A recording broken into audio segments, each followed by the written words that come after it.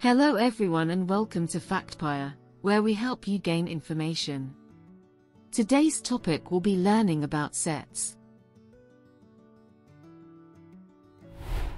Our objectives for today are 1. An introduction to sets. 2. The different types of sets. 3. The operations of sets. 4. A question and answer segment. And lastly, a review on what was taught. To begin, let us define what a set is. To put it simply, a set is a collection of objects or elements that may be mathematical or not. For example, a set of even numbers below 10. Let us call that set T. Sets oftentimes are represented using curly brackets like what you see here.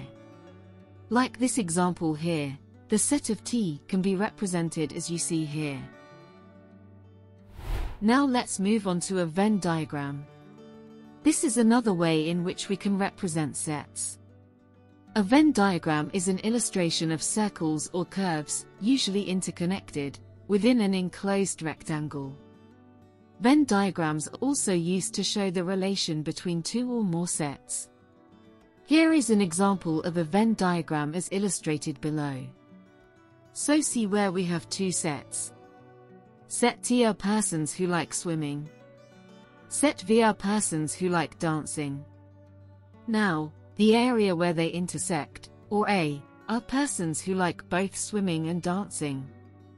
And both sets are enclosed in a rectangle, or the universal set. Next topic is the types of sets. The types of sets we will go through today are finite, infinite, equivalent, equal, subset, universal. First up is finite sets. A finite set is a set that has a countable number of members or elements. Take these examples for instance, number of persons on a football team.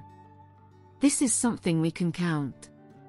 The number of persons would be 11. Next is odd numbers below 10. That is easy. Answer is 1, 3, 5, 7, 9. A total of 5 elements. Last one is months in a year, which is 12. Next set we will look at is infinite sets. Now, this one is the opposite of finite sets. It is a set where you cannot count all the elements of that set. Examples include stars in the night sky, all natural numbers, and finally, number of cells in the human body. Next, equivalent sets. These are sets that are different but have the same number of elements. Take for example these two sets below. One is a set of numbers, and the other is a set of shapes. See that even though both sets have different elements, they both have the same number of elements. Next, equal sets. These are sets that have the same exact elements. Even though the order may change, as long as it's the same elements, then both sets are equal. Take for example, the two sets below. Notice how it is the same elements, even though their order is different. Next, subsets. These are sets that are a small section of a larger set. See the example below.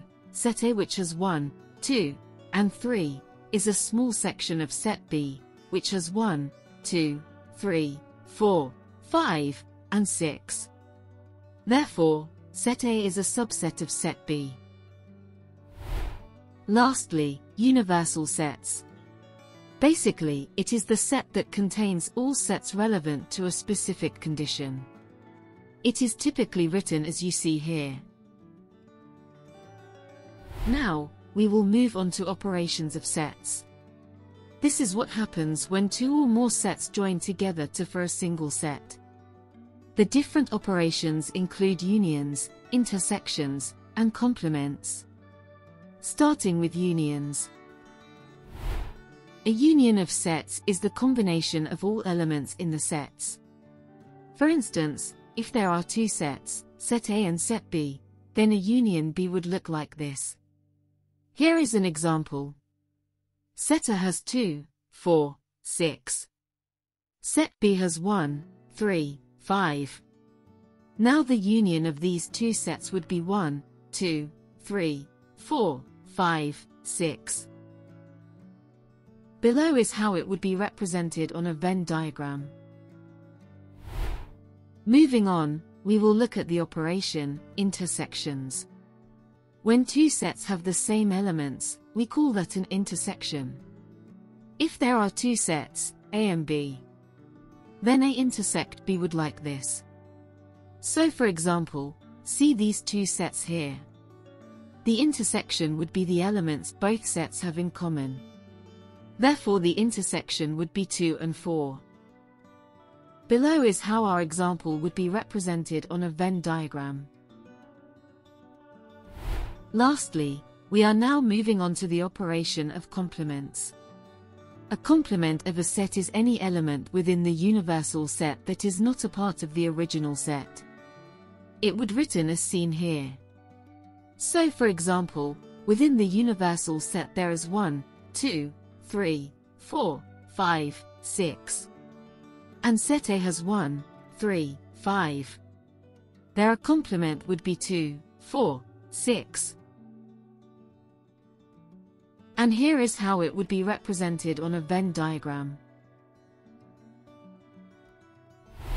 Now we can move on to our question and answer segment. Feel free to pause the video here to answer the questions. Otherwise, let us begin. The first question is, what is an equivalent set? The answer is sets that are different but have the same number of elements. 2. If the universal set is 12, 24, 36, 48, 60, 72, and X is 12, 36, then what is X complement? The answer, 24, 48, 60, and 72. 3. True or false, if A has pink, blue, and orange, and B has 100, 12, 31, then both sets are equal. The answer, false. 4. When are two sets said to intersect?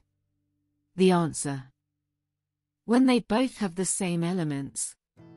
5. True or false, if a set is equal, then it is equivalent, therefore if a set is equivalent then it is equal. Answer, false.